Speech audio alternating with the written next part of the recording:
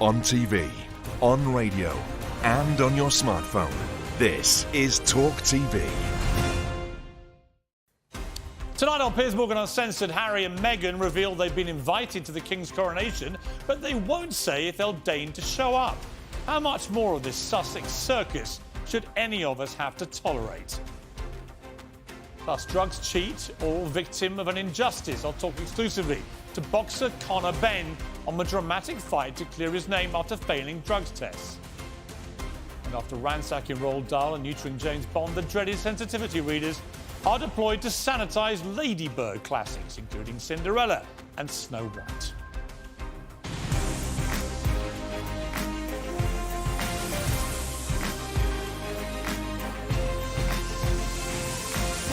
Well, good evening from London. Welcome to Piers Morgan Uncensored. I'm sick of talking about them. Honestly, I am. I think most of us are, but they can't stop yapping about themselves and putting themselves into the news agenda, so we have to. Yes, it's Harry and Meghan who've now regaled us with their truth. So far in sycophantic interviews with Oprah Winfrey, with James Corden, with Stephen Colbert, they've bashed Britain in 6 hours of indulgent whining on Netflix. They've fronted podcasts on their self-centred versions of history. Harry has barely finished the global family trashing tour in support of his treacherous family trashing memoir. But inevitably, he's decided that the world hasn't heard quite enough from him. So Harry's latest wheeze is a live therapy session with Dr. Gabor Mate, a fated trauma expert, in which he reminded us again that he, Harry, is the world's biggest victim. And then at some point you say, towards the end of the book, when is someone in this family going to break free and live? Mm-hmm. Have you done that? I have now. Yeah. What does it feel like? Feels great. I do. I mean, once the book came out, I felt incredibly free. I felt a huge weight off my shoulders. Oh, shut up. Fans paid £20 each. Can you imagine paying for that? For 90 minutes of that psychobabble in which Harry revealed he began therapy after a row with Meghan and again divulges his fondness for drugs. I started doing it recreationally, he says, and I started to realise how good it was for me. He's talking about psychedelic narcotics. I would say it's one of the more fundamental parts of my life that changed me and helped me deal with the traumas and pains of the past. Well, there's been an advert for not taking drugs. It's old Harry, isn't it? US border agents take a dim view of drug use by non-US citizens. Nigella Lawson was once banned from flying to America after admitting she'd taken cocaine. Another compelling reason why we don't want them at the King's coronation. We might end up being stuck with them for good. Well, this unfortunately worded caption of the story in the Times said it best. At the end of the talk with Prince Harry, Dr. Gabor Mate said he was suffering from PTSD, ADHD, depression, anxiety, and panic disorder. No reports on what Harry's suffering from after that. So we're all, I think, feeling the same way, which is enough. Surely enough. And yet it won't be, will it? They're just going to keep going and going and going, depicting themselves as the world's greatest victims, whilst pocketing hundreds of millions of dollars to describe their life of victimhood. There's no end to the self-indulgent arrogance from the Sussexes and their grievances, and they've now announced that they've been in email correspondence over their attendance at the King's coronation. But, and I quote exactly, an immediate decision on whether the Duke and Duchess will attend will not be disclosed by us at this time. Think about that response for a moment. The lack of self-awareness is jaw-dropping. They've been invited to the new monarch of Britain's coronation, and they'll go back to them with an answer when they've thought about it. Is it any wonder that their popularity is plummeting on both sides of the Atlantic? Is it any wonder they've become objects of such global ridicule? Comedian Chris Rock's become the latest comic to target Meghan and Harry in his new Netflix special. Some of that she went through was not racism. It was just some in-law. Sometimes it's just some in-law. Because she's complaining. I'm like, what the talking about? No, they're so racist. They wanted to know how brown the baby was going to be. That's not racist. Because even black people want to know how brown the baby gonna be. Well, the Sussexes have been on what they call a journey when it comes to their claims of racism in the royal family. First, they sensationally accused the royal family directly of racism. Then they tried to gaslight us into believing they never accused the royal family of racism at all. It was all the terrible media who'd done that. Now it's increasingly clear that just about nobody takes any of these claims seriously anymore. Harry ended his therapy session by addressing their ruthless mockery in a recent episode of South Park. The more they criticise me, he said, the more I need to share. Oh, my God. So, same time tomorrow, Harry. If you keep lying, we'll keep having to cover it. Well, joining me now is author and historian Tessa Dunlop, who just flicked something weird across the desk there in her fury at my monologue, activist and BLM organiser Iman Ayton, and TalkTV contributor Esther Krakow, and the Sunday Times royal editor Roya Nico. I want to start with, because Roya, you broke the story that the King's office has sent an emailed invitation to the coronation for Harry and Meghan. But their response to me said it all.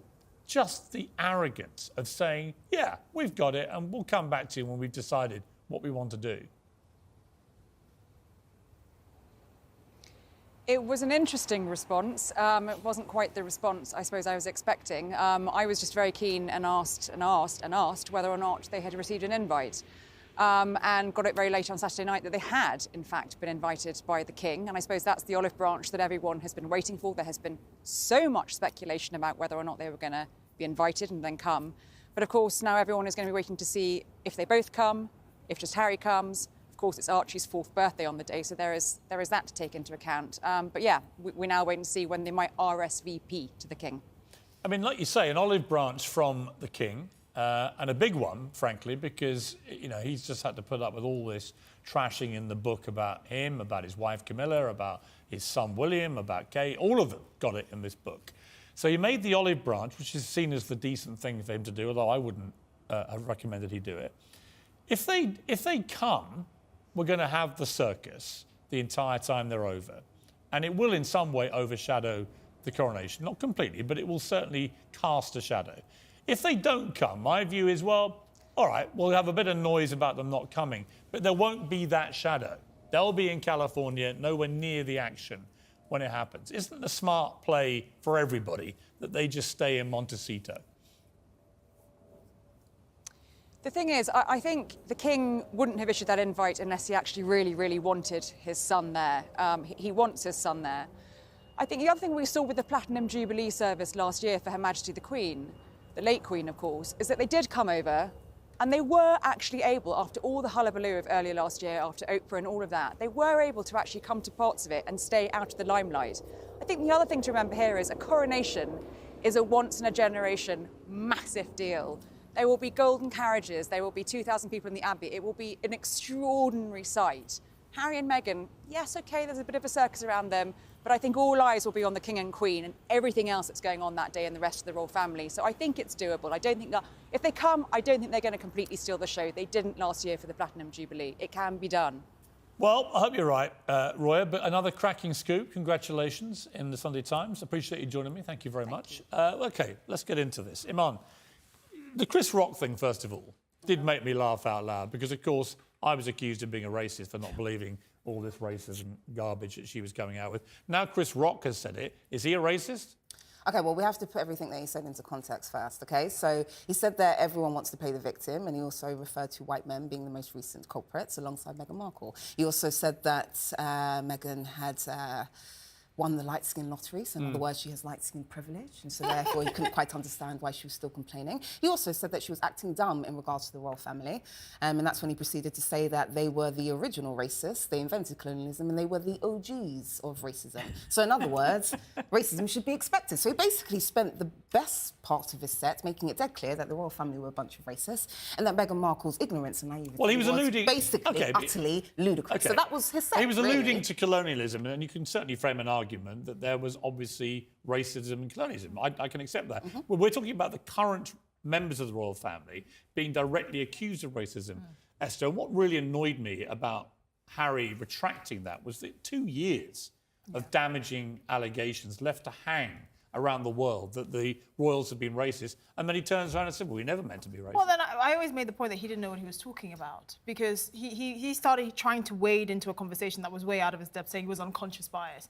And I often made the point that, hold on, you've let these allegations stew for 2 years, saying that there was concern about the darkness of your child. Even people that are not particularly fond of anything to do with sort of racial politics would say that is racist, right? But then you to turn around and say, actually, the media said that it was racist, and that we are suddenly so blind, and all we do is follow the media that we can't actually discern this for ourselves. That's when everyone on both sides of the debate said, you don't know what you're talking about. You know what, Tessa? You're just using your wife. Yeah, look, I mean, we've talked about this a lot. I feel like Prince Harry here, like the white plonker. Do you know what you're about to throw at me? Say that. That's what we love. Bear in mind that when I left Good Morning Britain, I think I've talked about this before, but when I left Good Morning Britain, it's because specifically I didn't believe Meghan Markle's claims that she'd gone to someone at the palace and said she was suicidal, and they said she couldn't get any treatment or therapy or help.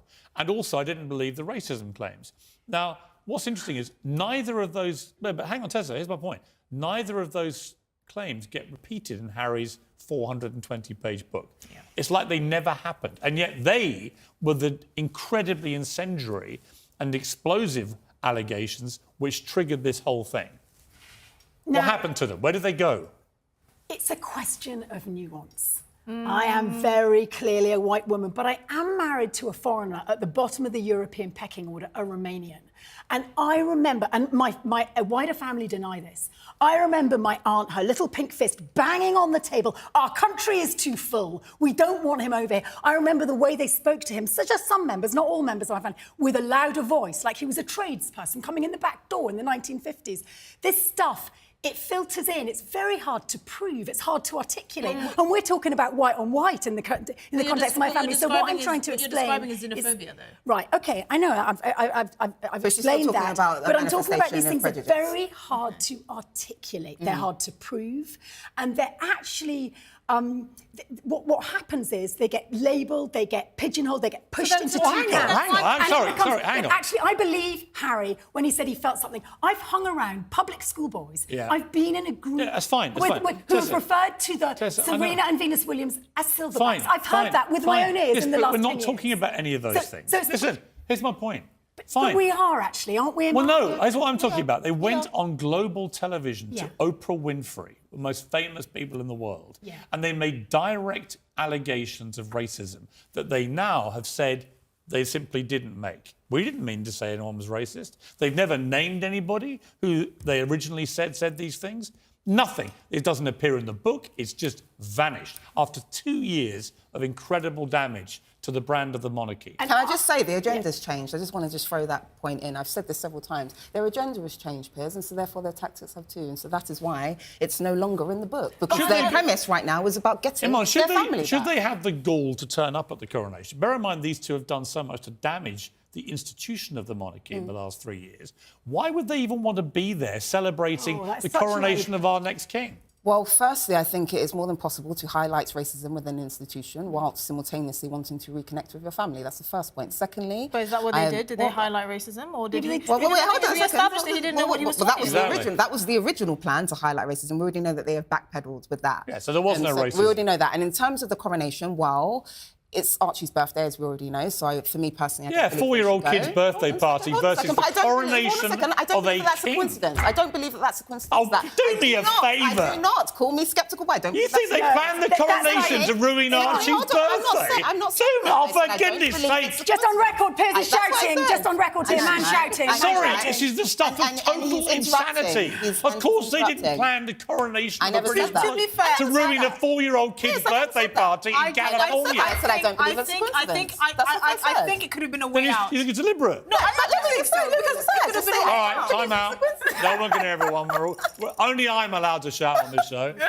Esther, apparently they've done this deliberately, the coronation, to ruin Archie's birthday. I do see that argument. There could be merit there, because if they say they're not coming because of Archie's birthday... Don't tell me you've gone nuts as well. No. But I'm in politics, okay? We need to own it, Charles. Tessa? What we've got is... To me, they're like teenagers, and teenagers often make really good points. They're at the front of pushing the envelope forward. They've made their case, sometimes inarticulate, sometimes clumsy, sometimes egregiously. Okay, now they're in their bedroom, right? And we need them to come out the bedroom. No, we don't. Yes, No, we don't. They need to climb down because mummy and daddy at the table want them. Absolutely not. No. Yes, so if you do the metaphor. And by the we way, need here's them the at other table. point. It's Piers. not just about what the king wants because it's his son.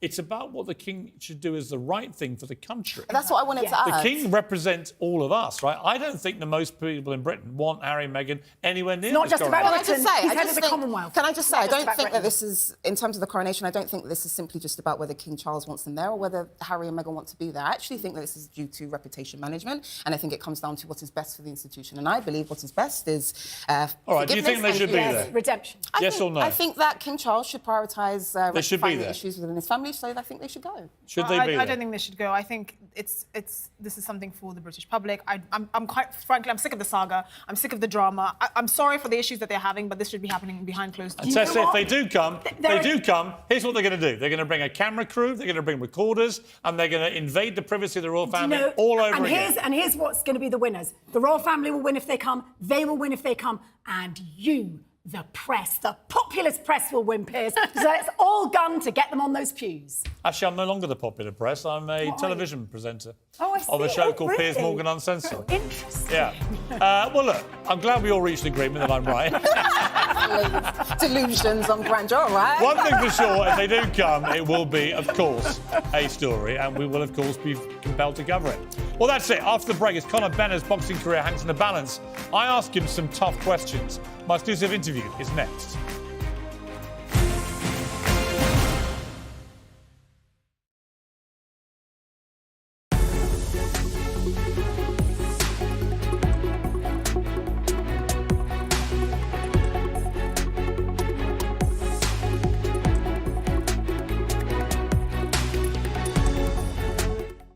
You failed 2 drug tests. This is a nightmare for me. I was sobbing most nights. My faith let me down. You were feeling suicidal. I didn't think I'd see another day. There are millions and millions of pounds at stake here. You have a welter of information. But it still won't clear If it's my that name compelling, anyway. why don't you put it on the internet? Piers, you know it ain't as simple as that.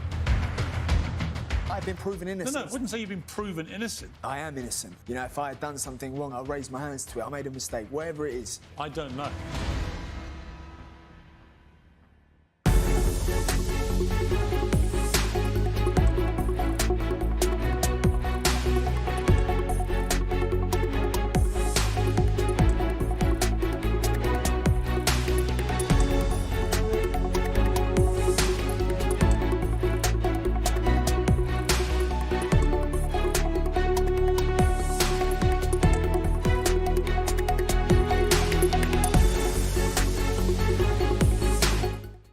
He's back, and he's uncensored.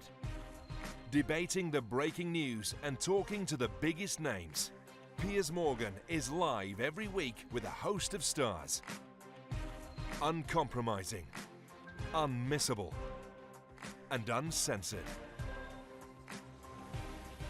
And remember, If you're thinking it, we're talking about it. Piers Morgan Uncensored, Monday to Thursday at 8 p.m. on TalkTV.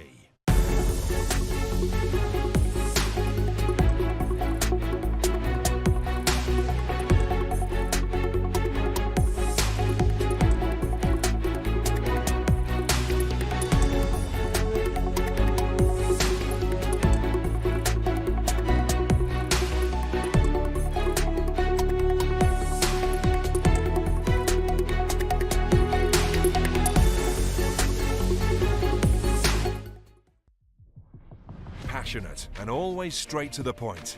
World-class broadcaster Vanessa Feltz is on TalkTV every night of the week. From politics to pop culture, there's no subject she shies away from. And remember, if you're thinking about it, we're talking about it. join Vanessa Feltz on TalkTV every day from 4 p.m.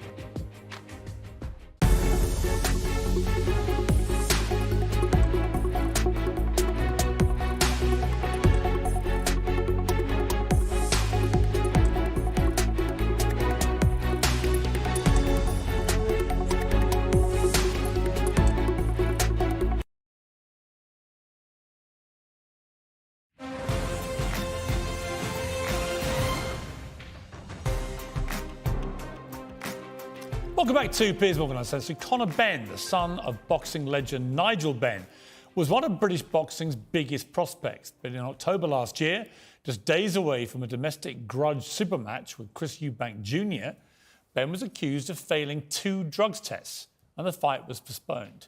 He's chosen to speak to me exclusively on the dramatic fight he now has to clear his name. Conor, thank you for joining me. Why are you doing this interview?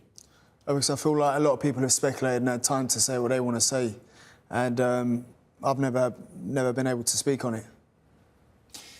The court of public opinion has been pretty savage about what's happened. I think it's because when the public hear anything about drugs in sport or cheating or anything like that, they immediately assume the worst. And most of the time, they're right to assume that. Let's be honest about it. You're in that horrible position for any sportsman where you failed 2 drug tests and you're trying to prove your innocence. But you've probably seen what social media has been saying. How has that impacted on you? I mean, it's been brutal. You know, it does feel like a witch hunt. I've never seen anything quite like this before in any other athlete, whether they've raised their hands to it or, you know, they've just taken a small ban. You know, I was willing to fight for my innocence and prove my innocence. Although there was an easy way out in the beginning in lying and saying, oh, I may have accidentally done this. I may have done this by accident and taken a small 6-month ban. Instead, I've chose to fight this because my integrity mattered more to me, and I would never, ever, ever raise my hands to something I ain't done. 4 months ago, you were preparing for one of the biggest fights of your life against Chris Eubank Jr. Everyone was waiting for this, huge anticipation. We all remembered what happened when the 2 fathers fought. I remember it very well. I know your dad well, and Chris Eubank Sr. And then your world falls apart. What is that moment like for you when you heard about the failed drug test? I didn't think anything of it, to be fair, when it was the first one. When they're saying they found an adverse finding, I didn't really think anything of it. Really? No, not at all. Isn't that every sportsman's nightmare? No, because I thought there may have been an error. I thought, let's run another test straight away. You know, I've never even heard of this thing before. This is the first time I heard of this thing. The drug, which is clomiphene, which can boost testosterone levels by up to 50%. 26. I'm 26. And reduce body fat. Yeah, I'm just saying what it is. Yeah, so I'm right? 26. So when people are saying that I may have needed a testosterone booster, I'm 26 years old. I didn't even know what this thing was at the time. So for me, I thought, OK, you know, it may have been, you know, an error or an accident somewhere we can find out what's happened. And then when I found out that, you know, there'd been a second adverse finding was when I was like, OK, now something's actually wrong. There's something wrong here. And what are you feeling inside yourself at that point? Who's done this to me? I genuinely looked around and I thought it was the hardest part of this whole period. Of everything I've been through, this was the hard part, was because I was looking around and thinking, OK, I'm actively taking it. It's actively in something, or something's happened. It's definitely there. And these were the thoughts that were going on through my head. Who's done this? Do you accept this was in your body? I don't accept it was in my body, not at all. Based on independent scientists looking at the reports, based on my own scientists looking at the reports and what we found. People say you may have paid for the best legal team. Damn right I paid for the best legal team. Damn right I paid for the best scientists. My career's on the line. My image is on the line. My name is on the line. And I can't be known for this. And it was more so me employing the best people to find out what had actually happened. What do you think of people who cheat in sport? It should be banned for life, especially in contact sport. It should be banned for life? Yeah, banned for life. You know, there's no room for it. There's been a fighter today who's just had a brain hemorrhage. There's no room for it. I know firsthand the damage it does from my dad with Gerald McLennan, from Michael Watson. I was there ringside of that fight. I mean, both men got taken to hospital. Both nearly died. And you think I do it, and people think I do this. It's hard for me because it's like I turned pro at 19. I'm under the public eye. They've seen how hard I work over the years. They've seen, you know, the three in the morning runs. They've seen the nutrition. They've seen the work I put in with my coaches. You know, everyone can vouch for how hard I work. But that's not good enough. Normally, I would say the vast majority of times a sportsman tests positive for drugs. They always say, I didn't do it, invariably. And then almost always it is proven that they did. You're in the strange position you're in a kind of mid position right now, because the WBC have come back and they have said that they think there may have been reasons why you had this in your body, but they have made a presumption it was in your body. You don't even accept that. I don't accept that.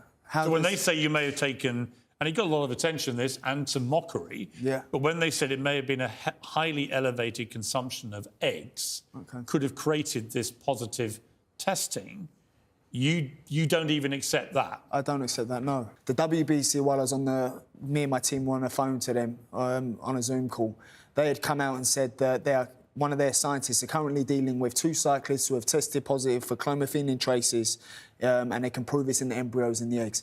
I'm not willing to accept it because the 270-page report that I sent over to them, my team sent over to them, had nothing to do with eggs. It had everything to do with my testing negative 3 times, and 9 days later testing positive. They didn't conclude they found anything wrong with the testing. What they did say, they said there was no conclusive evidence that Mr. Benn engaged in intentional or knowing ingestion of clomiphene. I don't believe it was there in the first place.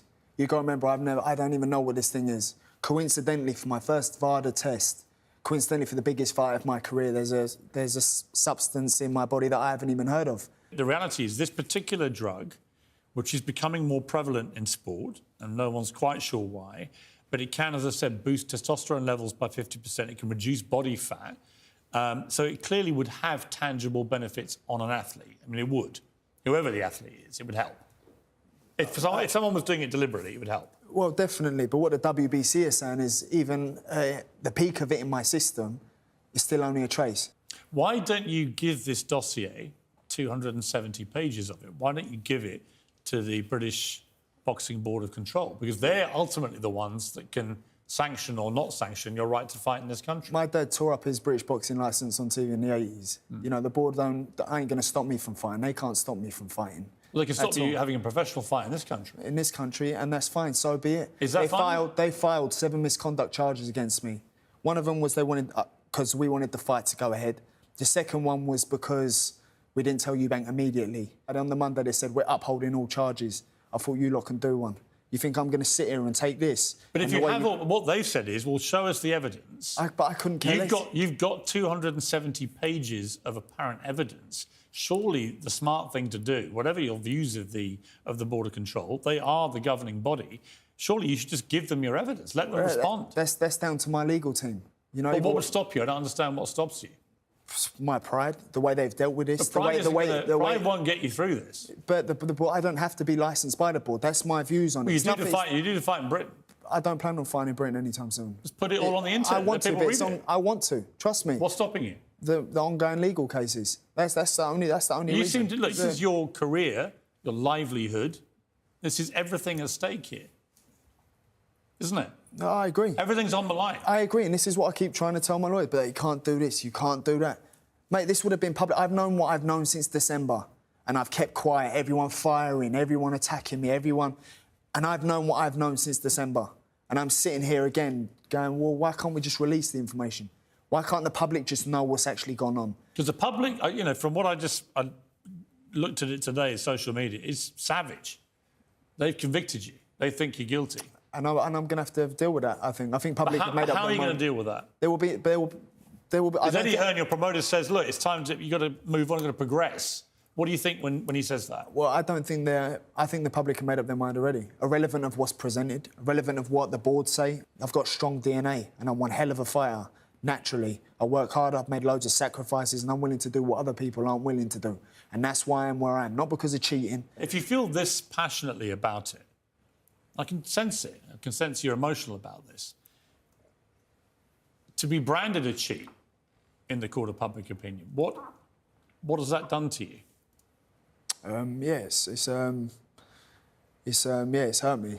Yeah, it's been it's hurt me. This has. Yeah. How badly? I didn't think I was going to make it through this period. I didn't think I was going to make it through. You know, there was shame for something I hadn't even done. You know, it's hard because it was like I felt like I was on death row for something I hadn't even done. You know, if I had done something wrong, you know, I'm human. You know, I raised my hands to it. I made a mistake. Whatever it is, my personal life, whereas I raised my hands, never this. And, you know, I felt like 7 years of hard work and sacrifice and leaving my family and the image I maintained was just, you know, ruined at somebody else's incompetence. You know, it was, it's been hard for the family. When you say you didn't think you'd make it, what do you mean? I didn't think I would, I was taking it day by day. I didn't think I'd see another day. You were feeling suicidal? Yeah, I'd say so, yeah. Yeah, and it upsets me now because I don't know how I got so bad. I got in a really bad way, babe.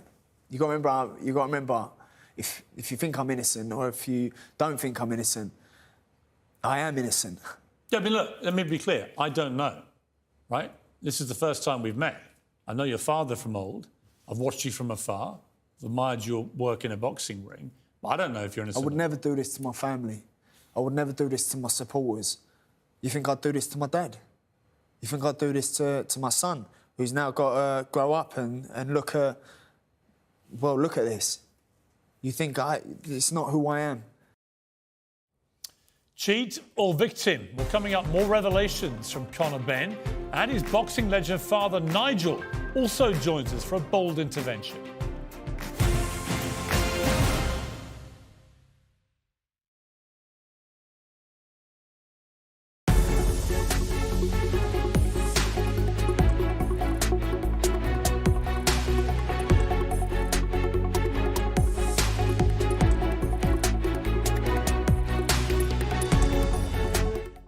You failed 2 drug tests. This is a nightmare for me. I was sobbing most nights. My faith let me down. You were feeling suicidal. I didn't think I'd see another day.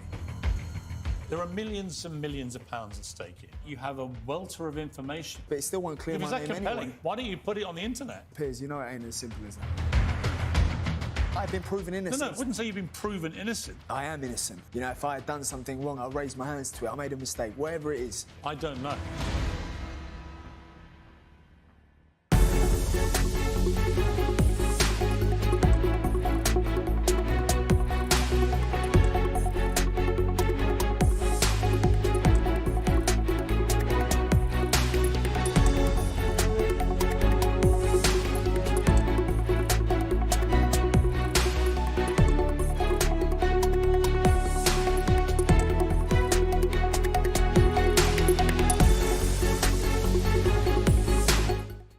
He's back, and he's uncensored. Debating the breaking news and talking to the biggest names. Piers Morgan is live every week with a host of stars. Uncompromising, unmissable, and uncensored. And remember, if you're thinking it, we're talking about it. Piers Morgan Uncensored, Monday to Thursday at 8 p.m. on TalkTV.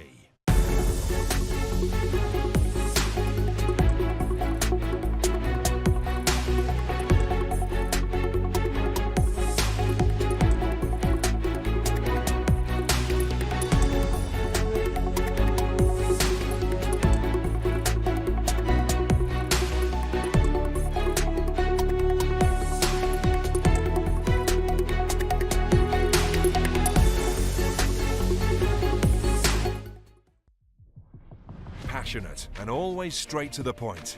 World-class broadcaster Vanessa Feltz is on TalkTV every night of the week.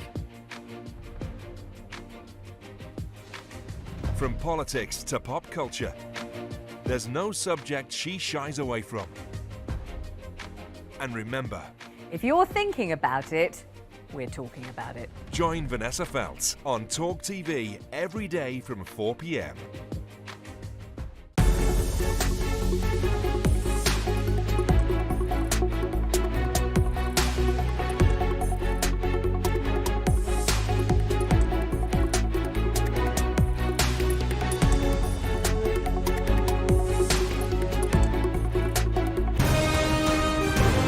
This is TalkTV.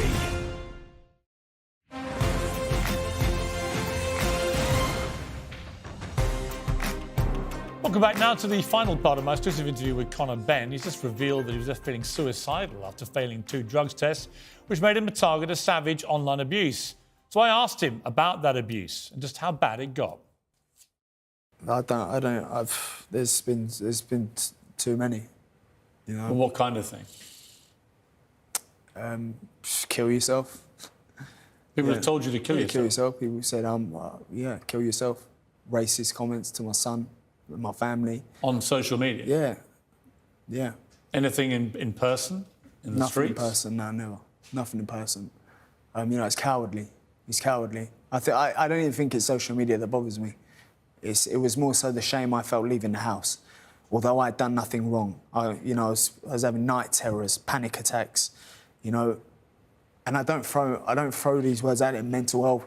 I was really struggling. I was in a really bad way, and I was coping terribly with it. I was coping in a really bad way with it. How are you now about it? It's still hard for me because I still can't believe I'm in this situation. I still can't believe how much the public want me to be guilty. It's all boxing pundits. You're telling me I'm guilty. Boxing pundits telling me I'm guilty. They know me. They know my family. You know what I stand for. You know who I am. Why are you trying to label me a cheat? You're not suing the labs, right? Well, there is that too. You think manufacturing, manipulating and concealing evidence. I got an independent scientist to look at a report and that's what we've seen from one of the best labs. Manipulation, manufacturing and concealing evidence. But that wasn't verified by the WBC. What are the WBC going to come out and say? Rob, that's what I mean. You've got to go to the governing body that can actually look at this properly. It's hard because I want this to be done. I want this to be finished and I want to resume with my career. Should I just sit back and accept the fact that Are you going to sue the board? No, of course. I'll be suing the board. When? When it will be suing them now. My legal team will be in touch. Would you mean when? As soon as For how much possible. money, do you know? For the full loss of earnings, damaged reputation. How much is that? Because the board shouldn't recognise VADA. Let me ask you this. Let's assume for a moment your theory is right. It's a theory. It's not proven scientifically yet and hasn't been ratified by any governing body. But if your theory is right, it was contaminated, it would prompt the question, well, why? Who would want to do that? It would be the only way it would be containation if it is. In whose interest is it to ruin this great fight? I'm not saying it was deliberate. What, in the lab? I'm not saying it was deliberate. It may be an error in the testing. I'm not saying deliberately. I'm not saying that anyone's in the labs deliberately done this. I'm not saying that at all, but it may be an accident. It may be an error.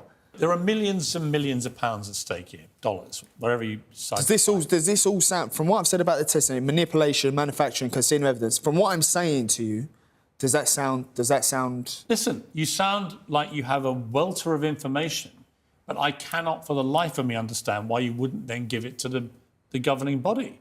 It's down to them whether you fight in this country again. Yeah, I don't understand that. That to me makes no sense. Because I can get a licence elsewhere. What does Eddie... I mean, I've got a lot of time for Eddie Hearn. I think he's a brilliant promoter and he cares about his fighters.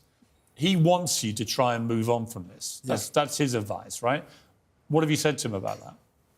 I just said I need the biggest fight possible, the hardest fight, so that when I beat that person in devastating fashion, there's no questions as to my whole career. There's no questions. It's done. That's what I want to do. I can't come back. I don't need no warm-up. I don't need no easy fight. I don't need a warm-up to get back into it. I'm 26 years old. Give me the best name. Give me the biggest name. Have you been training properly? Of course I have. I've tried throughout this whole period. Is it hard to train properly when you're in this mental state? Now it's fine. I struggled. There was probably about 2 months where I was, I was in a really bad way, Did you talk to your dad about it? I did, but my dad was in a bad way as well. Why? Over this? Over this, yeah. Yeah, my dad was... I was in a bad way. I was sobbing most nights. Didn't want to go to sleep because I knew what I had to wake up to. You got to remember, this is a nightmare for me. How has this happened? How have I got in this situation? My faith let me down. You feel that? Oh, yeah, 100%, yeah. Let me bring in your dad, who's been listening to this. He's over in Sydney. Nigel, I've not talked to you for a long time. We used to have a few dinners together. It's good to see you. I've got 3 sons, all in their 20s, actually, one of whom is Conor's age. And I can't imagine many tougher things for a father to have to deal with than listening to your son talking in such a profoundly emotional and upsetting way about feeling suicidal in the last few weeks and months since all this went down. How does that, first of all, make you feel as a father to hear this? I'll tell you what, Piers, I was actually in the same position as my son. I was really struggling as well for myself. I don't really drink. Every night I was drinking like half a bottle of red wine a night on medication. And yeah, we both were in a dark place because to me, it looks like this is a witch hunt. It's like we're going back to the 1800s. She's a witch, she's a witch, she's a witch, burn her. And it's like, yeah, burn her. I think, hold on a minute, that's my son. And one thing is, Piers, if I ever thought my son was guilty of anything, mate, I'd say, son, I love you, but you know what? You got to deal with this on your own, mate. I'd hang him out to dry. But I was actually in this training camp with him, Piers. I was training with him. I would say on that there are lots of benefits to being the son of somebody famous. And I've had this conversation with my sons. But there are also disadvantages. Conor will get an irrational 100%. amount of attention because he's your son. I don't understand why, if there's this compelling dossier of 270 pages of material, why not make that public and why not give it to the British Boxing Board? Okay, listen, I agree with you, Piers, but the same way I feel that they're dealing with Conor and not these other fighters is the same way they dealt with me. Listen, Nigel, I understand your passion, I understand Conor's passion, but I also think if you've gone to all this trouble to draw up this massive dossier of evidence and the British Boxing Board is asking for it, I don't understand how it can be anything but bad for your case if you don't hand it over. I mean, at very least, call their bluff. Say, right, here you are. Get them to respond to it. I don't know why. If I was in your position, that's what I would do. You're like your father. You are your own man, right? You are. And if you wanted to, you could put this out there tonight. Yeah. I still don't think that proves my innocence at all. I've just been cleared by the organisation the testing which I failed. I don't understand why you wouldn't want to counter that agenda by making public this dossier. Because I don't know what it is they got in for me. I don't know what vendetta it is. Yeah, they but it's hold. like saying you're accused of killing someone. Okay, but I've been proven innocent by the authorities that run that test. I wouldn't say you've been proven innocent. They just couldn't. Well, they've just given me the clear. They've said you're. They said there was no conclusive evidence. Just to be clear, exactly what they said, right? It's not an absolutely unequivocal. You're definitely innocent, but it's certainly not unhelpful. I've seen sportsmen come back from this when they've gone through the process. Nigel. Yeah, I do agree with you. I don't know what the legal side of it, but yeah, me personally, and I love my son, and I know for a fact that he's an innocent man. Nigel, speaking as a father now, Conor talked very movingly about, sobbing every night while talking to you. You're in Australia, the other part of the world, the time zones, you're drinking, you're feeling terrible too. Those conversations must be some of the most painful you've ever had in your life, right? What did you say to Conor in those conversations to try and stop him from, as he put it, considering taking his life? I'll be honest with you, Piers, it was like I come home here because I was with Conor for 5 months. I wasn't here. I was in England with him. So while he was going through this period, like I was there with him. I'd stayed until January, and then after, then my mum died. So I had so much pressure on me, and I was just a mess. And so I wasn't actually really good for Conor because actually I was trying to be strong. But there again, it was like while he was out, he was dealing with his own issues. I was trying to deal with mine, and we struggled. We both got through it together, thank God. Nigel, I've got to wrap it. Unfortunately, what I would say to you, Conor, is I feel that you're in a lot of pain about this. That's clear, and I'm extremely sorry you've been going through what you've been going through because nobody should ever feel that way, and it's awful, and. The court of public opinion on social media can be particularly brutal.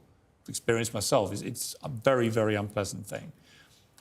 But I also think you can turn that round. But ultimately, this may be down to you. deciding what you want to do with your life and your future and your career. I mean, what is the dream for you out of this hell? Just get back fighting. The fighting's the easy part. The fighting, this has been the hardest fight I've ever had to face. The fighting's the easy part. I'm born fighting. It's in my blood. Well, Conor, I wish you well in pursuing this. I'm not going to make a judgment until it's all concluded. You know, the facts are what they are as we know them, but the facts can develop. You know, if there is genuinely new information which exonerates you, my advice is get it out there. Thank you. So thank you very much. And Nigel, I appreciate you joining me from Australia. It's very early over there. And I thank you also for your candour. Thank you very much. Thank you. Until Conor get that thing off his top lip. Well, that is a problem, I agree. Yeah. Some things fathers can't just get their sons to do. All my sons have weird facial hair. It's got to stop, I agree. Hey, good to talk to you, Nigel. It's been a while, and I appreciate you joining me. Well, next tonight, lock up your Disney princesses, the so-called dreaded sensitivity readers. But they're coming for them. We'll discuss that after the break.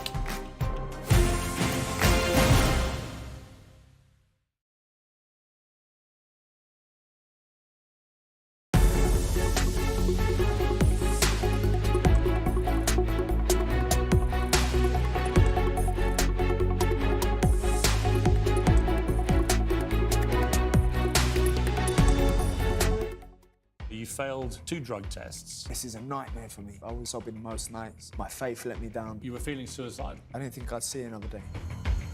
There are millions and millions of pounds at stake here. You have a welter of information. But it still won't clear my name anyway. Why don't you put it on the internet? Piers, you know it ain't as simple as that.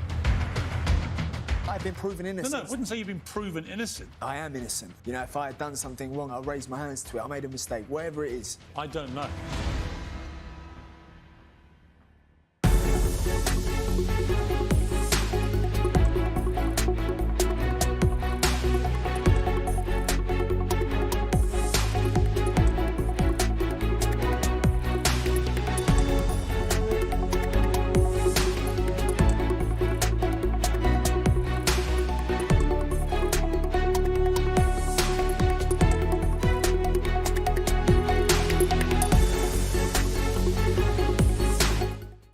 He's back, and he's uncensored.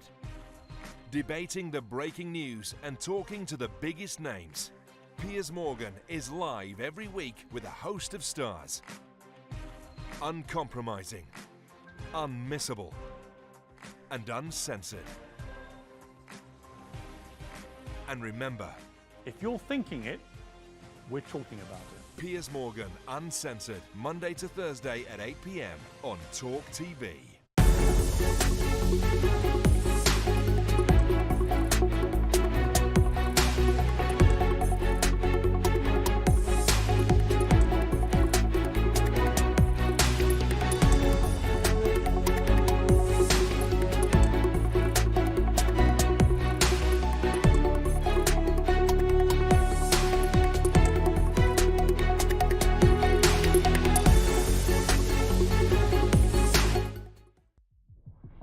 Passionate and always straight to the point. World-class broadcaster Vanessa Feltz is on TalkTV every night of the week. From politics to pop culture, there's no subject she shies away from. And remember, if you're thinking about it, we're talking about it. Join Vanessa Feltz on TalkTV every day from 4 p.m.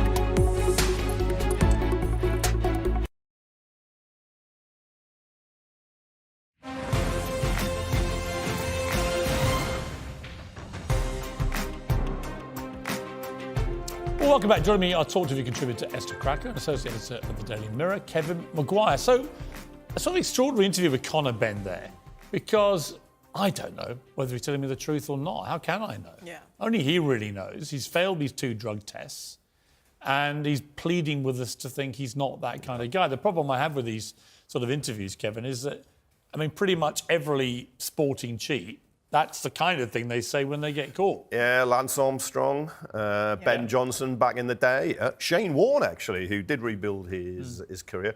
See, I think fail one, fail two. Sorry, it's becoming a coincidence here. But if you have evidence, you've got to publish that evidence. Well, that's the bit I don't get. It's like he kept telling me, "I've got all the evidence. I've got this dossier." I said, "Well, give it to the give it to the governing body because, or at the very least, publish it. Let the media see it, right, and then they can decide." I mean, he's reacting very emotionally, clearly, because obviously this is his career on hold at the peak of his career at 26, and I understand that. But you know, there was a lot of kind of blaming not himself. Yeah. And I just think you are a very talented, very elite sportsman. You are surrounded by an elite team. You could say that, oh, someone gave me a pill and I didn't know what it was, and they were qualified, so I just took it. But at the end of the day, I'm assuming that might be in the dossier, or if he has evidence. Well, what is bizarre is the World Boxing Council, the WBC, they issued this report saying that they can't prove that he deliberately ingested this thing, but they did say they believed it was in his body. He doesn't even accept that. They even gave him a get out. They said, look, it could be he took too many eggs. This got ridiculed. But there was a WBC offering him a kind of alibi for why this might be in his body, which he has just completely rejected. Now, either that is the response of a lunatic, in other words, you're being given a get out here, or it's the response of somebody who genuinely believes he's been aggrieved here. Yeah, or he's been badly advised. Yeah. And maybe that's the third option. I don't know that, but it could be, because they were bending over backwards, to be fair. Yeah, they were. And he thinks he's the victim of a conspiracy theory. He thinks someone is conspiring against him at the peak of his career. And I'm like, OK, fine, but you have the evidence that you're clean. And I don't think he's got any chance of clearing his name unless he hands that dossier to the British Board of Control and publishes it simultaneously. That's what I would do. It's Chris Eubank Jr. I really feel sorry for. Yeah. I mean, he lost the fight. The fight didn't take place. Yeah, I agree. Let's turn to, well, first of all, sensitivity readers raising their ugly heads once. I don't know who these people are, but you just know they're ugly. Right, first they came for Roald Dahl, then they came for James Bond. Now they're coming for fairy tales, which apparently are too offensive and need to be changed. Well, Ladybird Books are said to be examining tales like Cinderella and Snow White. So Cinderella won't be assuming the prince uses he or him pronouns. He could be non-binary. Handsome prince and beautiful princess. Well, they're out too, because that could make young readers think that all that matters in life is being attractive, God forbid. And don't you dare have old ugly villains, because that's ageist. So you can't be beautiful, you can't be ugly, you can't be a villain, you can't, already be fat, you can only be enormous. This is all ridiculous, isn't it? I mean, I am deeply offended because this is Disney, and I love Cinderella and Sleeping Beauty and all of these stories growing up. I just think, what is the point? Why are you rewriting an author's vision? Because it goes far. You can disagree with the ideology. You can disagree with calling a princess beautiful. But who is offended by this? But you don't get to rewrite it. No, but Esther, who is offended? Who are these people? Fat people. Who are these absolute cretins out there who think, the thing about Cinderella is it's offensive. Look, shut up. Go away. Go back under the crawl you came out of. And sensitivity readers, they should all be banned, fired, sent away. Hang on. You wouldn't say Agatha Christie's and then there were none would go back to its old title of 10 little and then use the N-word, would you?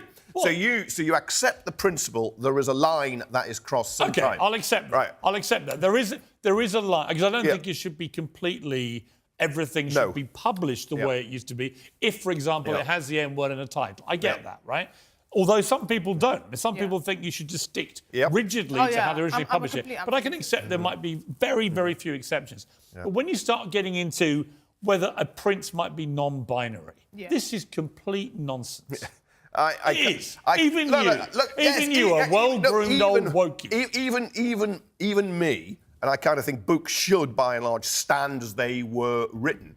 But I read books to my grandkids, and they're bought by their parents, my daughter and her husband, and they're very different to the books we read to our kids, that I read to my daughter, and I can see perhaps people aren't buying them anymore.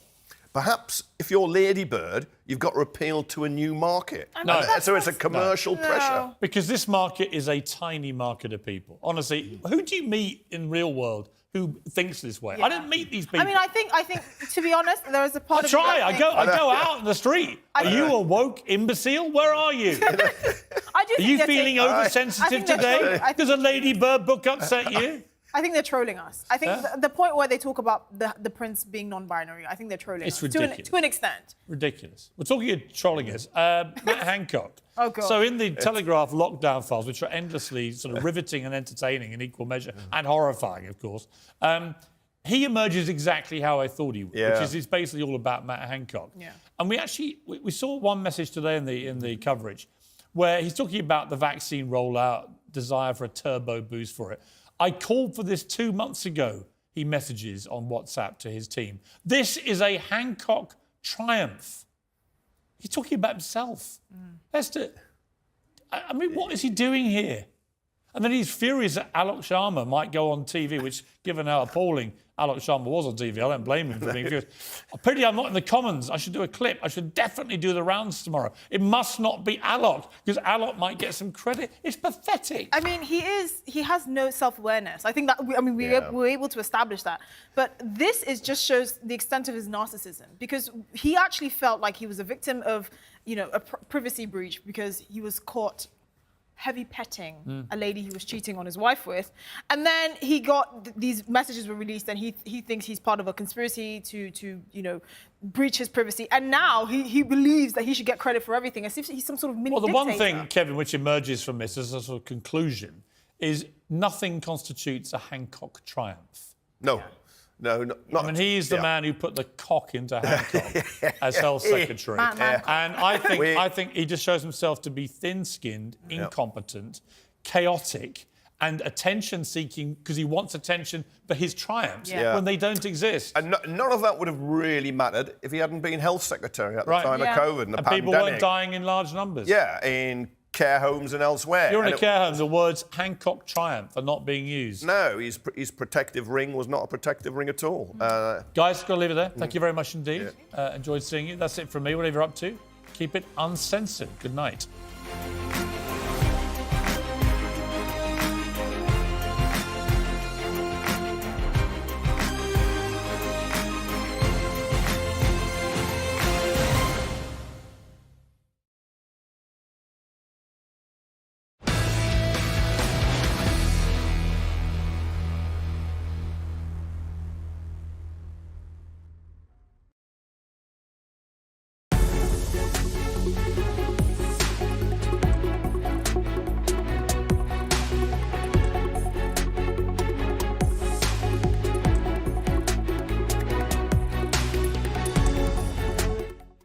Failed 2 drug tests. This is a nightmare for me. I was sobbing most nights. My faith let me down. You were feeling suicidal. I didn't think I'd see another day. There are millions and millions of pounds at stake here. You have a welter of information. But it still won't clear my name compelling? anyway. Why don't you put it on the internet? Piers, you know it ain't as simple as that. I've been proven innocent. No, I wouldn't say you've been proven innocent. I am innocent. If I had done something wrong, I'd raise my hands to it. I made a mistake, whatever it is. I don't know.